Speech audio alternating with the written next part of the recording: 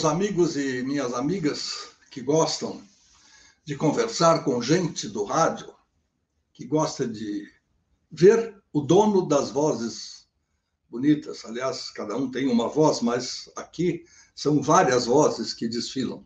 Hoje é um dia muito especial. Semanalmente nós trazemos uma personalidade que vai dizer um pouco, vai contar um pouco da sua vida.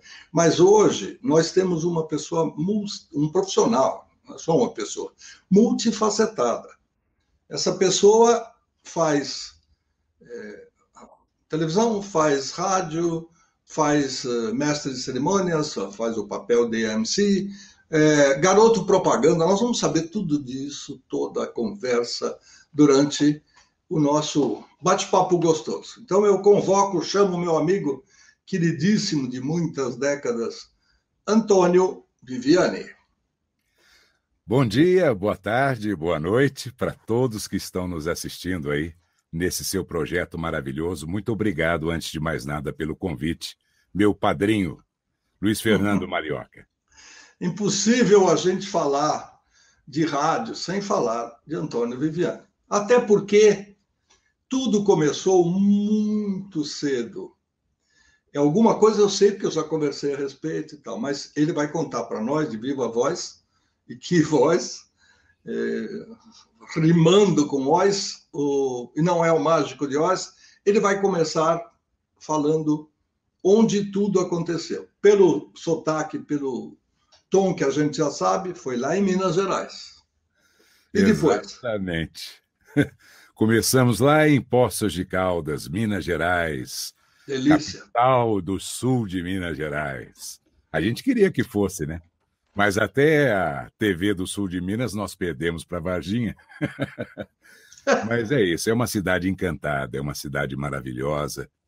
Lá nasci, estudei, fiz meu primário, meu ginásio, e durante o ginásio, depois de ter sido uma espécie de orador no primário, já estava quase me formando na 8ª série, já havia sido escolhido para ser o orador da turma. Eis que naquele ano de 1974, eu com 14 anos, e tivemos uma matéria incluída no nosso currículo para que os alunos se interessassem em continuar naquela escola, o Instituto Educacional São João da Escócia. E ali eu escolhi fazer eletrônica. Lá com os meus colegas, não conseguia montar absolutamente nada daqueles formatos de 90 graus, diodos, catodos e tudo mais. E acabei sendo o cara escolhido quando o professor, junto com os alunos competentes para aquilo, montou um transmissorzinho e um receptor. Todos saíram do barracão onde nós tínhamos essa aula, foram para a quadra onde a gente fazia educação física, que era no mesmo espaço. E lá o professor Omar falou, quando a gente estiver lá fora, daqui uns, sei lá, conta aí até 20, liga esse botãozinho aqui e fala que nós vamos ouvir lá fora.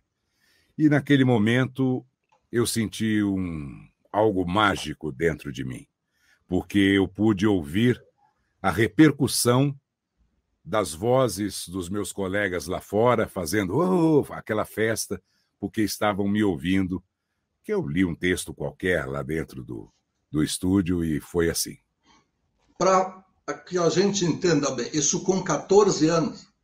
Exatamente, com 14 então, anos. Esse timbre grave, essa voz bem marcante que você tem, começou bem mais cedo, antes da troca de voz, porque com o passar do tempo, do mesmo jeito que o passarinho muda de pena, a gente vai mudando de voz, né? Tem uma voz mais fininha, tal. Você não teve voz fina, não teve tempo disso.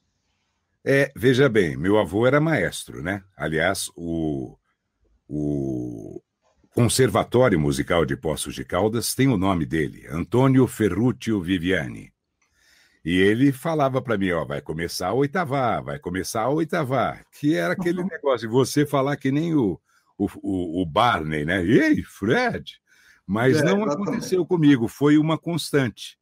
já tinha uma voz um tanto quanto diferenciada dos colegas, e aí ela foi somente tomando corpo. Logicamente que com o passar dos anos, você se lembra, quando eu cheguei na Difusora em 78, eu não tinha todo esse grave ainda. Mas foi amadurecendo com o tempo. Foi assim. Mas aí a gente começa a descobrir onde estão as regiões, onde que a gente guarda, né, em que caixinha, em que departamento que a gente guarda aquele som mais gutural, aquele som mais que vem mais lá do palato, lá de cima, e a gente vai jogando e vai aprendendo. Antes de falar, você me falou do vovô, o papai também é da linha, ou músico. Ou... Musical. Todos musical, os filhos, o seu Benedito do meu avô eram músicos. Começando pelo mais velho, o Cacalo, que era Antônio Carlos Viviani, era um saxofonista maravilhoso. E depois o meu pai, que tocava trompete, e o meu tio João, que tocava teclados. E o meu avô tocava flauta, clarinete, e era uma coisa maravilhosa. Fagote e oboé. E escrevia para qualquer instrumento, era sensacional. Ensinou muita gente de Poços de Caldas a tocar, a conhecer música, a ler música. Uma coisa que as pessoas já devem ter perguntado para você, eu com certeza não fiz ainda. O sobrenome, que acaba sendo o nome da pessoa, causou algum dissabor, tipo cartinha de rádio com o nome Viviane? Eu sei que às vezes o pessoal põe Viviane até hoje. Eu Sim. Sei que muitos dos nossos amigos e colegas ainda escrevem o seu sobrenome com E, que é um primeiro nome do lado feminino. Mas isso te causou algum dissabor naquele começo de carreira? Não, engraçado, né? Sempre foi no primário, Antônio, até chegar como é que a gente chama? Segundo grau? Não, é isso? Ali, o segundo grau é o antigo colegial. Ali, não. Então é assim, na quinta, sexta, sétima e oitava séries. Ali tinha os professores que, ao invés de me chamarem de Antônio, começaram a me chamar de Viviane. E aí todo mundo começou a me chamar de Viviane. Então não tive nenhum problema.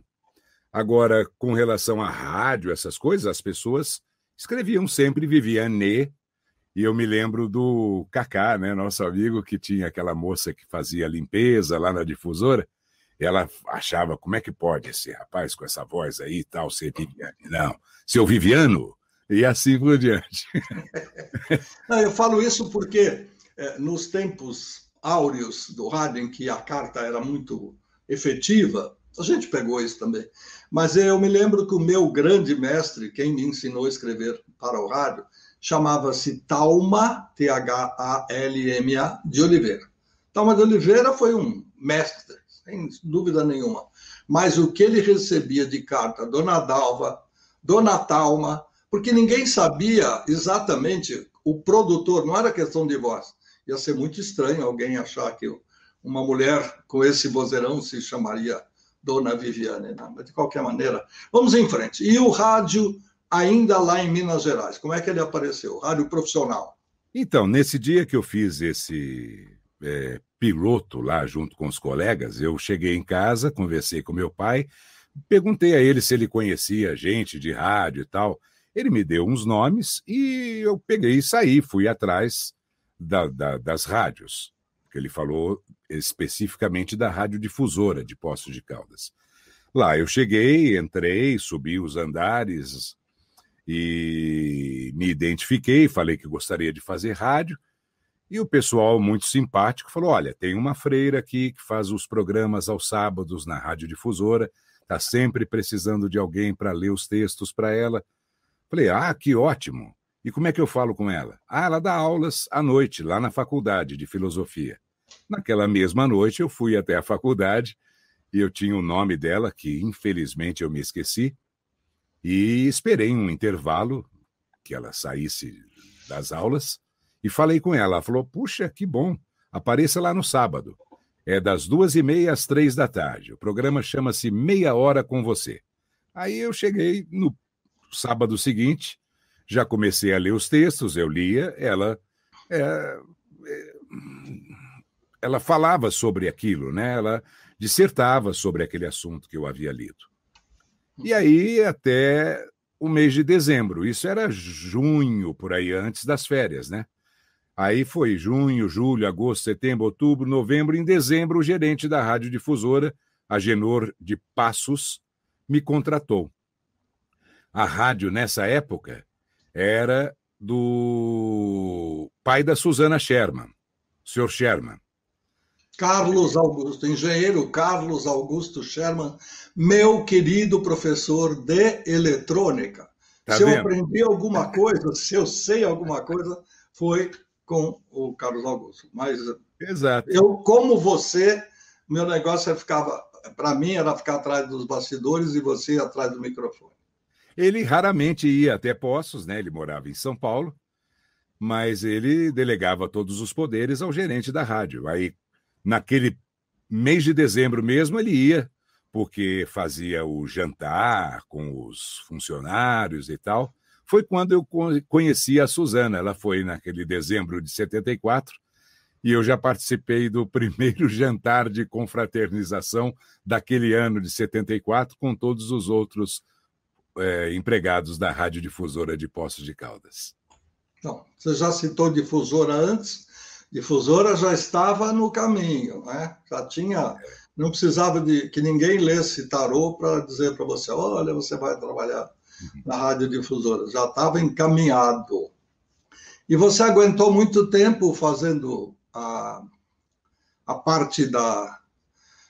como se fosse a leitura da epístola durante a Santa Missa, não é? O Evangelho então, por um. Oi? Foi esse tempo, né? A partir do momento que eu fui contratado pela rádio em dezembro, eu deixei de fazer o programa.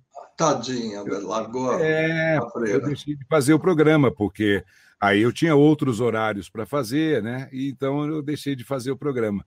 Mas foi o pontapé inicial foi ali.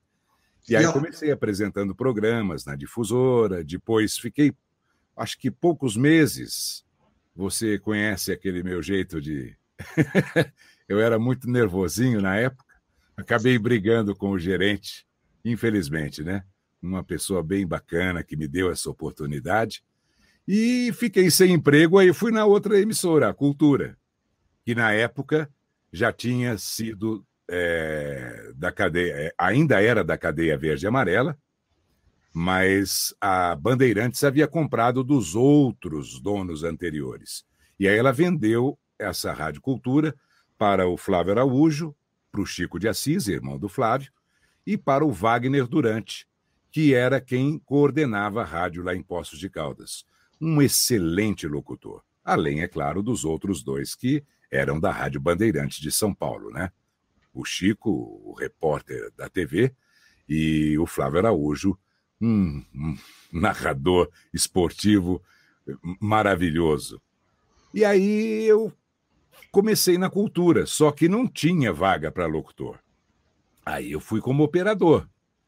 Mas já nos primeiros fins de semana tive que começar a cobrir folgas de colegas, a gravar programas de finais de semana, e aí foi onde eu comecei a falar também na Cultura de Poços de Caldas.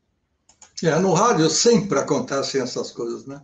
Não que as pessoas falhem muito, mas a grade de programação, o esquema de folgas, de gravação, de composição de horário, sempre acaba faltando alguma coisa, e aí quando não tem tu, vai tu mesmo, e nessa surgem as grandes chances. Eu esperava, eu já contei aqui algumas vezes, eu esperava que um dia eu, trabalhando na limpeza de alguma emissora, eu pudesse, alguém falasse, olha, dá a hora certa aí. Eu falei, agora eu vou, já sabia pôr a mão na orelha, já sabia envergar aqui a orelha, fazer o esquema da concha. Falei, agora eu vou ser locutor. Até o dia em que eu tive coragem de fazer um teste, e o meu querido e saudoso amigo Lourival Pacheco falou assim, desiste, meu, você não tem condição, você não tem voz grossa. E hoje eu estou entrevistando Antônio Viviani, olha só. Bom, e aí, depois, quanto tempo você aguentou ficar na terra do doce de leite? Eu fiquei até 1978. Nós estamos falando de 70, AM. AM, 74, Gente... né? Eu comecei em dezembro, aí 75 eu fui para a Cultura. Sim. Fiquei lá até 1978. Teve um período que eu fiquei na Alcoa e só ficava aos fins de semana na rádio. Mas eu não vou entrar nesse aspecto de... Alcoa é algo de alumínio que não tem nada a do ver meu com a lado nossa... metalúrgico das coisas, onde eu perdi também um pedacinho de dedo, essas coisas todas. Então, vamos contar só com a minha presença na Cultura. Eu saí de lá no dia 15, 20 de fevereiro, 25 de fevereiro eu saí, porque 1º de março de 78 eu cheguei em São Paulo. E aí é que começa a nova odisseia na vida de Antônio Viviani. Aí fui para... Meu pai falou, vai para São Paulo, esquece esse negócio de rádio. Eu cheguei na pensão, já fui na letra R, na lista telefônica que ficava debaixo da escada, peguei lá todos os endereços e saí, porque eu falei, eu vou ligar, vou falar com quem? Você tem que ir lá bater na porta para saber com quem falar, né? Eu não sabia nome de ninguém. E aí fui. Bati na porta da Rádio Excelsior, e fui atendido lá pelo Antônio Celso, mas ele não tinha vaga. Também eu cometi uma gafe terrível, mesmo assim ele me deixou fazer um teste, e a música sucesso daquele março de 78 era Lil Sayer, Easy to Love. E eu mandei ver um Léo Sayer que foi sensacional. Dali eu saí e fui comer num restaurante, lanchonete, perto da Praça Marechal Deodoro. Sento-me do lado de um balcão, do outro lado do balcão, quem eu vejo? O apresentador do jornal Hoje, Wellington de Oliveira. Eu falei, eu sei que esse cara é de Muzambinho. Já falei, puxa, posso falar com você? Fui falar com ele, ele me deu seu nome, anotou num papelzinho e me mandou ir até o Sumaré. Fala que foi eu que te mandei lá. Aí cheguei na sua sala, você me atendeu, também não tinha vaga, mas tinha uma sala central onde ficava a secretária, se não me engano já era a Isabel. Você ficava do lado direito e do lado esquerdo a sala do Luiz Aguiar, que era o diretor artístico da Tupi. Eu saí... Uma pequena correção. Carmen Silvia. Era Carmen. Era da Bandeirantes. É verdade, era Carmen Silvia, muito querida, faz tempo que eu não a vejo, inclusive, mas um doce de pessoa, com certeza. Se eu estivesse um pouquinho mais atarefado e não pudesse dar atenção, a Carmen daria toda a atenção e todo o carinho do mundo, porque ela era assim. Verdade. E ainda está viva, graças a Deus. Prossiga.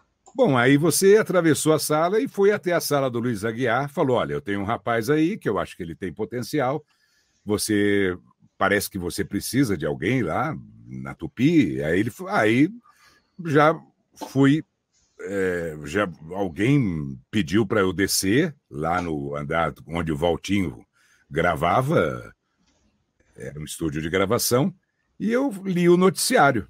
Aí subimos com a fita e fomos ouvir lá dentro da sala.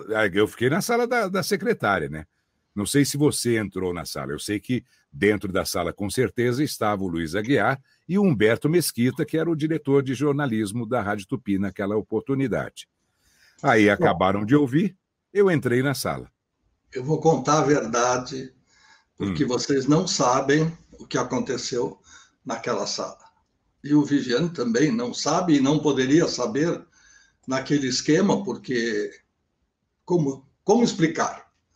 Então, aconteceu o seguinte, eu cheguei para o Luiz Aguiar e falei, eu queria muito ter este rapaz no meu esquema.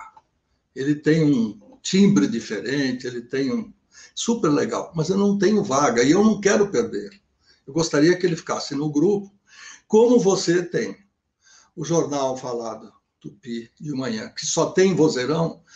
Começa com ele por aí, ele vai treinando, ele vai se adaptando, e aí um dia que tiver uma chance, alguém tirar férias e tal, eu puxo ele para a rádio. Ele falou, olha, não tem problema nenhum, chama e vamos gravar. E aí a história, o Viviane já contou. Sim, só que o grande jornal falado Tupi era à noite, esse que eu apresentava. Matutino Tupi. Não, eu fui para o grande jornal falado Tupi.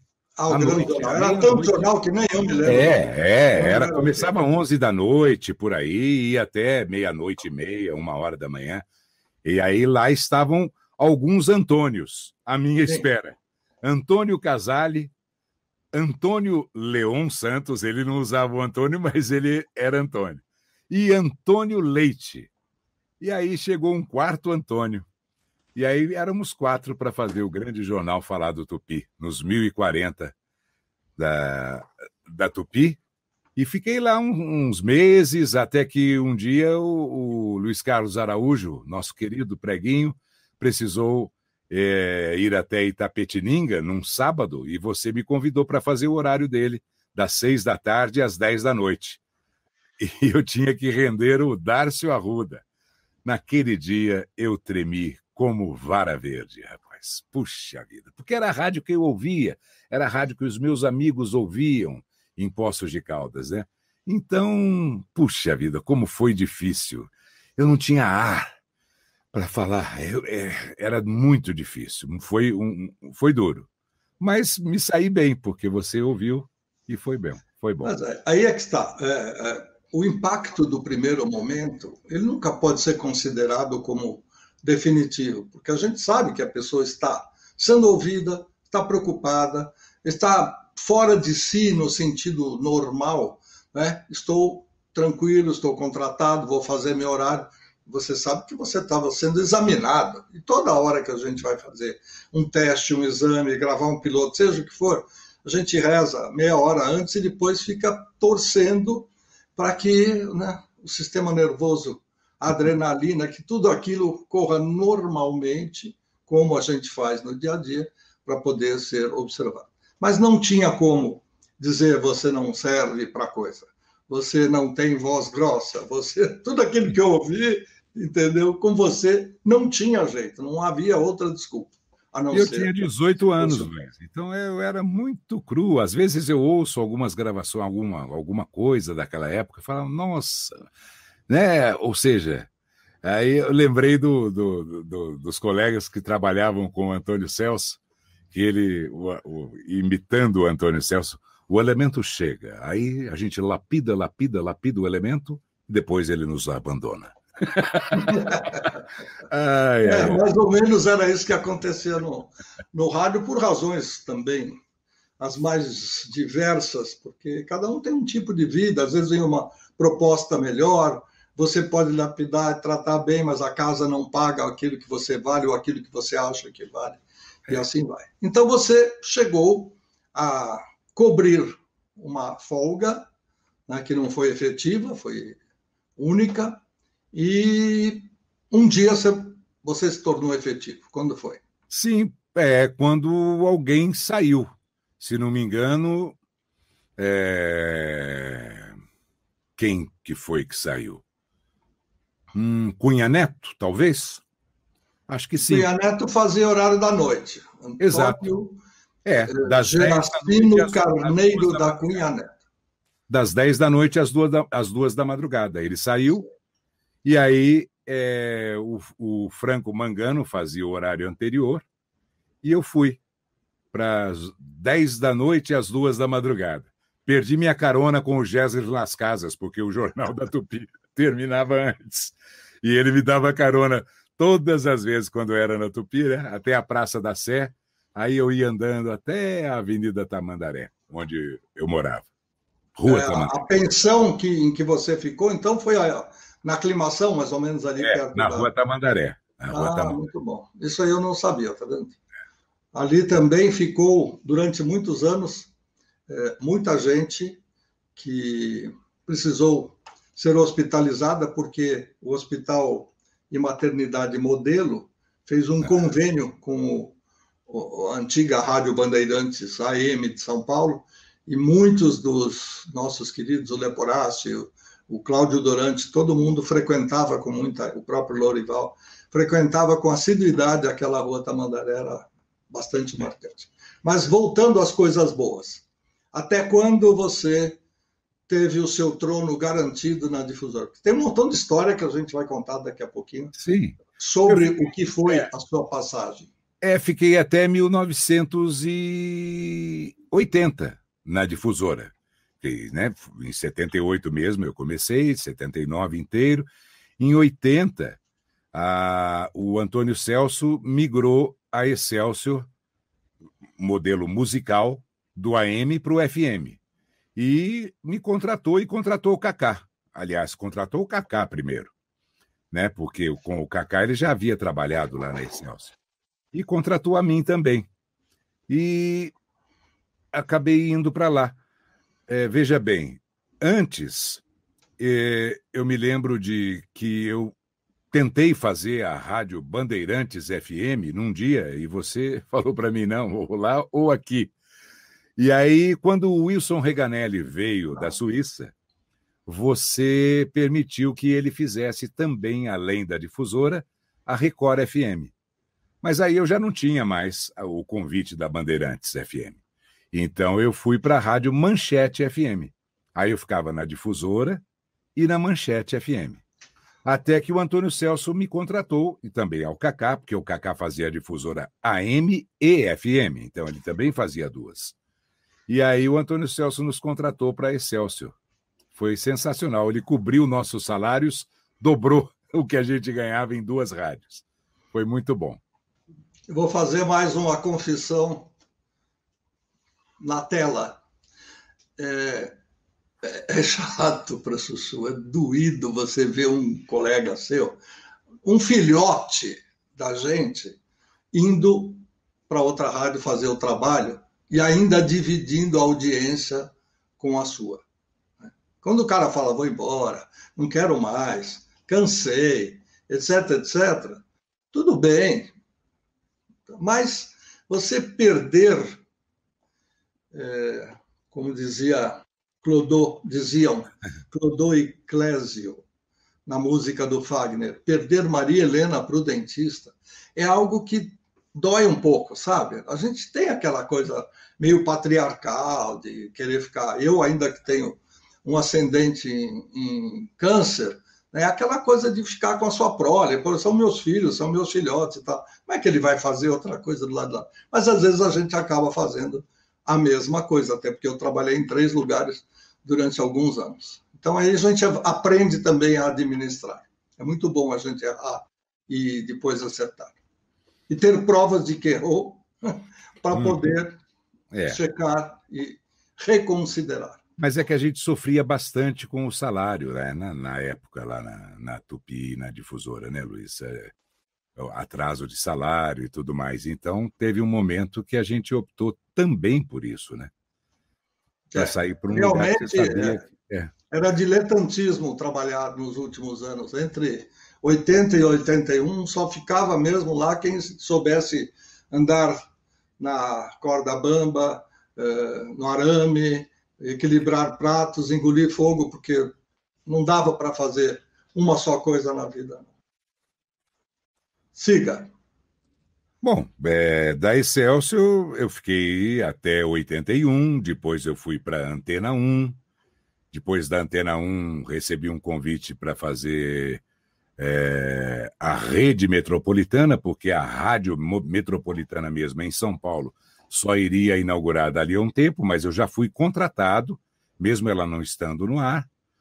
E, paralelo a isso, eu ia fazendo meus AMs, né? Eu fiz Rádio América, Rádio Record. Quando eu estava ainda na Excelsior, foi quando eu fui para a televisão trabalhar, né? Ser contratado pela primeira vez. Eu fazia chamadas da TVS, Canal 11, Rio de Janeiro. Eu vinha gravar num local na avenida, na Via Anhanguera, que era Depósito das Lojas Tamacavi, onde hoje é o SBT. Lá eu gravava chamadas para o Rio de Janeiro. E assim por diante. Quando o Silvio Santos ganhou parte da Rede Tupi, né, depois que ela foi distribuída pelo Ministério das Comunicações, Aí eu já era funcionário, então eu fui absorvido, mesmo porque eu, como ex-funcionário da Tupita, talvez, né, eu também fosse absorvido. Mas acabei já estando lá no grupo, comecei a gravar chamadas também no SBT, quer dizer, não era SBT, era só TBS Canal 4 de São Paulo. Depois se tornou a rede, virou SBT. E comigo lá, mais uma vez, Franco Antônio Mangano, que fazia chamadas, eu fazia as menos importantes, que o Franco era muito mais tarimbado, e ele fez chamadas na Tupi durante muitos anos e tudo mais. E ali mesmo eu comecei a fazer telejornais também, na TBS. Uma pergunta técnica. Fazer AM tradicional, que é não o AM musical, que é um programa em que o comunicador, como se chamava lá, mais para trás, o DJ, né? Disc jockey. Não era nem DJ, era disc jockey. Era quem fazia programas em que existia música. Depois virou comunicador, virou uma série de coisas. Mas fazer esse tipo de programa e ficar narrando o nome da música, falando pouca coisa, porque as rádios musicais não gostavam que as pessoas se pronunciassem muito. O que era mais agradável para Antônio Viviani, comunicador? Olha, eu vou dizer para você que talvez eu não tenha me dado muito bem em rádio popular, porque eu tinha toda a tarimba nesse estilo de rádio musical, onde eu também me comunicava, onde eu fazia sorteios, onde eu conseguia fazer testemunhais também, mas de qualquer forma, a informação, né, a minha formação e a minha informação era muito mais de músicas de rádios dessas rádios musicais ligadas, inclusive, à minha idade, né? Então, eu não vou ser piegas aqui, porque eu preferia as rádios musicais mesmo. Eu gostava porque eu conseguia mesclar a minha comunicação entre as músicas. Não podia falar muito, tudo, mas o que você falava passava informação, passava prestação de serviços, passava cultura de alguma forma, porque eu me informava a respeito das músicas que eu iria tocar e tudo mais. E a comunicação popular é bacana também, mas é totalmente diferente. E eu acho que quando você não é verdadeiro naquilo que você está fazendo, né? Eu sou uma pessoa simples, não tenho muita frescura, mas eu não conseguia, talvez, me comunicar tanto com o público do AM nas rádios populares, quanto eu consegui me comunicar nas rádios musicais que eu fiz. Eu tinha quase certeza. Eu perguntei para ter absoluta certeza. Mas eu sempre senti que você dominava mais. Eu não acompanhei sua carreira em rádio popular ou nas AMs ditas populares, mas eu tinha quase certeza que o esquema de FM dava uma força maior, e ainda era com locutor-operador, não significa que você era o comandante da mesa e tal. Para quem não está acompanhando a história inteira do rádio, é preciso lembrar que num determinado momento da vida, as rádios AM migraram para a FM no sentido não técnico, como está acontecendo agora nesta década, mas as rádios AM tinham aquele velho aquário, ou seja, aquele vidro separando o estúdio da técnica de som, onde ficava o operador de som, e depois, com a programação na faixa da frequência modulada, foi obrigado, como o próprio Viviani falou, o Antônio Celso passou a programação da Excelsior, a máquina do som, para o FM. Então, nasceu a Excelsior FM. Aquele período foi muito estranho para o rádio, porque ninguém sabia exatamente o que fazer. O tocar música, logo no começo, era uma questão de economia. Só, nada mais. Porque não é que o FM tinha um som melhor e as pessoas... Não. No começo, Quando todo mundo passou a fazer rádio musical no FM, é porque era mais barato. E porque você gravava as locuções, ou porque você gravava prefixo e hora certa, e assim ia para frente. Então, é só um pouquinho de elucidação, porque muita gente que está nos ouvindo agora não tem a noção exata de como é que funcionava. Tem gente que não sabe que a AM era uma frequência diferente, que nem o rádio que a pessoa teve na vida tinha como tinham os nossos rádios. AM, Mas teve uma exceção, viu, Luiz? OT, OC. Teve uma exceção comigo no Rádio Popular, quando eu fui apresentar aquele programa Alegria dos Bairros. Porque ele era um programa de televisão, ele era montado, produzido como um programa de televisão.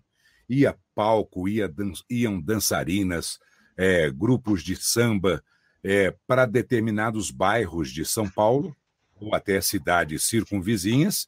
Lá se montava todo o esquema, desde a parte da manhã, tinha brinquedos para as crianças, e à tarde, às 3 da tarde, eu entrava num palco e o programa entrava na rádio. Só não tinha câmera me filmando, mas o resto eu estava bem vestido e entrava, e era um programa de televisão. Era um programa de auditório, onde iam os grandes artistas populares. E aquele programa eu adorava fazer, porque aí sim eu tinha o contato direto, eu via o público, eu ouvia o público, eles vibravam comigo. E, nossa, era o palco, eu dominava. Foi muito legal apresentar aquele programa. Programa que marcou a vida do Silvio Santos. Ali ele foi apelidado de O Peru que Fala. Lá no fim da década de 50, início da década de 60, ele apresentou o programa Alegria dos Bairros na Record, que depois sumiu do ar. E em 1984 ou 85 ele voltou e eu fui contratado pela Record para fazer esse programa. O ruim, depois disso, foi fazer programa de estúdio quando o Zé Béttio saiu da Record. Você imagina, eu não tinha a mínima capacidade de fazer o horário que o Zé Béttio ocupava, né? Então, isso é que me frustrou bastante, porque era muito difícil, né? Você concorrer com o Zé Béttio, com Eli Correia e tudo mais, que já estavam há anos e anos fazendo o sucesso estrondoso que eles faziam no AM. Mas o Alegria dos Bairros foi muito legal ter feito. Era outra praia, era uma coisa bem, bem diferenciada, não tenha dúvida nenhuma. Antônio Viviani não falou, mas eu me lembro de inúmeros bailes que ele fez na vida, principalmente na Rádio Difusora e também na Rádio Excelsior. Como era esse contato do apresentador, comunicador de uma emissora de AM musical, quando chegava o fim de semana, poderia ser no Juventus, no Aramaçã, no Pinheiro, onde quer que acontecesse, era um estrondo. Conta um pouquinho dessa fase. Buzo Palace, Clube de Regatas Tietê, Clube Atlético Ipiranga, era tudo, né, Luiz? Eu sei que vocês criaram uns shows para a Difusora fazer rádio ao vivo nos clubes de São Paulo. Então, por isso que eu me dei tão bem lá depois, em 84, no Alegria dos Bairros. Porque todo o meu know-how de apresentar bailes, de estar em contato com o público em cima do palco, vem dessa época, de 78, 79 e 80, onde eu apresentava o Super Show Difusora com a Moby Dick Discotheque, do Juca, e o Cacá fazia o DDD 960 Show com o Ivo, na Magic Discotheque. Todas empresas do Milton Urcioli, era isso? Isso, né? Mesmo. Exatamente. Na época, diretor do Juventus, inclusive. Exato. E aí a gente ia nos bailes e fazia rádio ao vivo, né? A Difusora, inclusive, o pessoal vinha e fazia chamadas na rádio, ou seja, a rádio ganhava em mídia, e só que ela dava os brindes, né, para a gente levar também.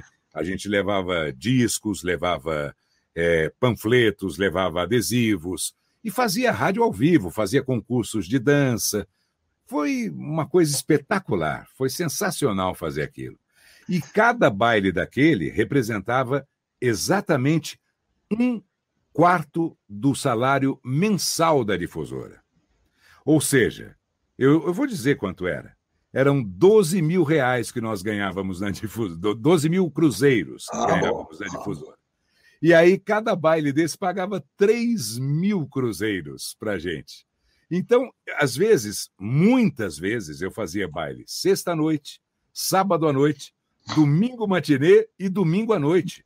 Num fim de semana, eu ganhava o salário do mês. Sensacional. Olha, a produção está me dizendo aqui para perguntar se é verdade que o Viviane deitou e rolou, literalmente, num show da difusora lá no Juventus. É verdade? Sim, deitei e rolei, porque o Jorge Elau estava no palco e você se lembra, né? Tinha mais de 12 mil pessoas naquele salão do Juventus, até em cima, tudo lotado. E eu na ponta do palco, ele me empurrou em cima do público, mas não tinha onde cair. As cabeças todas estavam juntinhas, os ombros colados. Aí eu virei bola. Me levaram lá até o fundo do salão e me trouxeram de volta até o palco. Foi muito engraçado aquilo. Mais do que uma ovação, você foi carregado nos ombros, nos braços dos fãs e das fãs, porque estava cheio de garota lá. Que bom, eu acho legal isso. Não só relembrar, é bom para nós que participamos do esquema, mas que as pessoas que estão nos vendo, que acompanham agora essa nossa transmissão, esse nosso bate-papo, que na verdade é uma conversa entre amigos, esse pessoal não tem ideia de como era, né? Hoje a coisa é toda muito fixa, notadamente na fase em que vivemos aí nos últimos 2 anos de pandemia e mais não sei o quê. Nada disso a gente nem imaginava, nem sonhava que poderia acontecer. A gente se divertia de um gostoso, não era trabalho. Apesar de estar ganhando, como o Viviane falou, podendo pagar as contas, já que a rádio não ajudava, mas era uma coisa gostosa, era uma coisa... Não, a radiodifusora, Luiz, se você, não sei se concorda, ela era uma família, né, cara? Era sensacional. Era o espírito familiar que tinha ali. Todo mundo era amigo de verdade. Não tinha, sabe, cobra criada. Era gostoso demais, né? E eu, com 18 anos, era amicíssimo do Luiz Carlos Araújo, que tinha muito mais idade do que eu. E, puxa vida, participar com esse pessoal todo, né? Eu me lembro, inclusive, nesse negócio dos bailes, eu vou contar um detalhe para você. E eu fui chamado, mesmo fazendo a difusora, quando o Hélio Ribeiro inaugurou a Rádio Capital. Ele me chamou lá. E aí eu fui. Puxa vida, falar com o Hélio Ribeiro, o cara quer falar comigo? Bom, cheguei e fui até a sala dele, falei, vim falar com o Hélio Ribeiro. Ah, sim, o doutor Hélio vai lhe atender. Doutor Hélio, doutor Hélio. Eu já entrei na sala e falei, posso lhe chamar de Hélio, né? Porque doutor Hélio, vejo em você a mesma rebeldia que eu tinha quando tinha sua idade. Sensacional. Que eu fosse para lá de qualquer jeito, para a Rádio Capital. Falei, mas sabe o que é, Hélio? Você está me oferecendo um bom salário, mas lá tem os bailes. Vamos inventar uma festa para você aqui. Eu falei, não vai dar certo, porque tem que ter um público, né? Você está fazendo uma rádio de jornalismo. Nossa, você não sabe como eu estou, assim, orgulhoso de ter sido chamado por você aqui. Mas nesse momento da minha vida, eu não vou poder vir. E agradeço demais o seu convite. Aí ele falou, teve uma frase que foi espetacular. E te digo mais, daqui uns 22 anos aproximadamente, você ocupará no rádio brasileiro o lugar que eu ocupo hoje. Ele queria me convencer de qualquer jeito aí, né? O Hélio tinha uma coisa muito curiosa, e eu observei isso ainda estudante de comunicação, a gente fazia pesquisa, fazia trabalhos e tal, e eu notei que no começo o Hélio sempre se cercava de pessoas que tinham voz parecida com a dele, não no mesmo timbre, não, voz grave. Ele queria formar um time de vozes que dessem suporte ao dele. E esse suporte não significa nada além de, puxa vida, só tem voz grossa, só tem voz grave, só tem voz bonita. Porque o rádio de antigamente, ele era isso. Isso, é né? Verdade. Do mesmo jeito que eu ouvi Você Não Tem Voz Grossa, vai procurar a sua turma, a mesma coisa aconteceu ao contrário. A voz grave segurou não só os radiojornais, como programas de apresentação de auditório. Era normal. Às vezes o sujeito impostava um pouquinho, porque a colocação de voz dava um charme um pouquinho maior. Mas isso é bem anterior a nós dois no rádio. Não é, Mas não, Luiz. esse episódio Não, não. do Hélio na capital é legal. É em termos isso aí. Tem muita gente que hoje em dia ainda, sabe, eu fiz cursos, né, com locutores, eu ministrei cursos, e as pessoas chegavam e toda, porque eu não sei, sabe, não, pera um pouquinho, fala com a tua voz mesmo. Às vezes você tem que tirar o grave, você tem que suavizar. Não é para ficar falando, né, impostado o tempo todo. Mas muita gente não percebe isso até hoje. E eu vou dizer uma coisa aqui. Falar é muito mais ouvir do que pronunciar, né? A partir do momento que você tem ouvido, por isso eu dou graças a ter aquele avô maestro, a ter uma família de músicos, porque falar é música também. É música também. Vejam no YouTube, basta digitar lá, Hermeto Pascoal Collor de Mello, e você vai ver o que ele faz com um discurso do Collor de Mello. É impressionante. Falar é música. Portanto, você tem que ter graves, médios, agudos e assim por diante. Variar a sua interpretação, porque senão fica tudo igual, monocórdico. Quer dizer, não convence. Não, tem que saber utilizar, porque a inflexão é exatamente isso. Já falei uma vez aqui do Rising Fallen Intonation.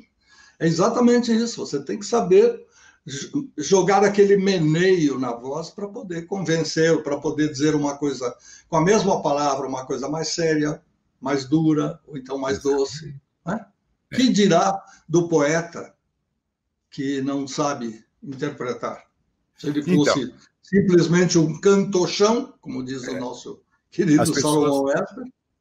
As pessoas ficam me ouvindo, né, com essa voz grave e tal, e se esquecem, por exemplo. Então, eu já vou falar para você que junto com essa leva toda de rádio aqui, rádio lá, TV aqui, TV lá, quando eu conheci o Jorge Elal na difusora, eu pedi para ele me apresentar aos estúdios que gravavam publicidade em São Paulo. Porque um dia o Claudinho Branco foi lá e gravou no estúdio do Paulinho Alcorage, um comercial. Ele foi até lá para gravar um comercial para veicular na... Aí eu pensei comigo, mas como assim? O cara vive disso? Ele vem gravar comerciais até na rádio dos outros, onde tem um monte de locutores. E aí, quando o Elal chegou no lugar do Dácio Arruda, na difusora, eu sabia que ele gravava comercial à beça, e ele me levou até 2 produtoras, né? Uma de vídeo e uma de som, onde eu conheci o Nicola Lauleta no Ecos Studio. E ali comecei a gravar comerciais. E aí, quando eu tinha 23 anos, eu gravei aquele comercial da Faber-Castell, que a menina canta a música Aquarela do Toquinho. A minha voz não era tão grave, mas de qualquer forma eu coloquei ela toda, sabe, digamos, lúdica, para convencer as crianças. E falei, né, com aquela suavidade. Faber-Castell, sua companhia para escrever, desenhar e pintar. Né? Não tinha Faber-Castell. É isso. Então, você tem que saber usar as coisas, usar a voz. Nesta aula que estamos tendo com o professor Antônio Viviani, infelizmente não vai acabar agora. Nós temos 10 minutinhos para conversar sobre o garoto propaganda. É uma coisa que aconteceu, mas como aconteceu? Por causa da voz, ou não? Sim, e assim, porque eu comecei a fazer televisão também, né? Apresentei telejornais na TVS primeiro, depois apresentei na TV Record, aí na TV Record eu comecei a apresentar um programa musical, chamava-se Bolsa de Sucessos, de lá saí, fui para a Cultura, apresentei telejornal na Cultura, o Jornal Informação, Que mais? Fui para Bandeirantes, apresentei o programa Dia a Dia na Bandeirantes, com uma turma maravilhosa, né? E assim por diante. E nessa época eu gravava muitos comerciais, só o off, mas a gente ia nas produtoras gravar, tanto de vídeo, quanto de cinema, quanto de áudio, porque tinha produtora só de vídeo e produtoras de filmes. E as produtoras de áudio, eu gravava em todas, né? Eu circulava. E aí alguém sabia, um diretor ou outro, vai ter um filme assim, puxa, você não quer gravar? E assim por diante. Eu gravei comerciais de Bradesco durante muitos anos, na época mesmo do Collor de Mello, quando ele trocou, né? Bloqueou lá os nossos cruzados e veio e instalou aquele plano econômico dele. Que mais?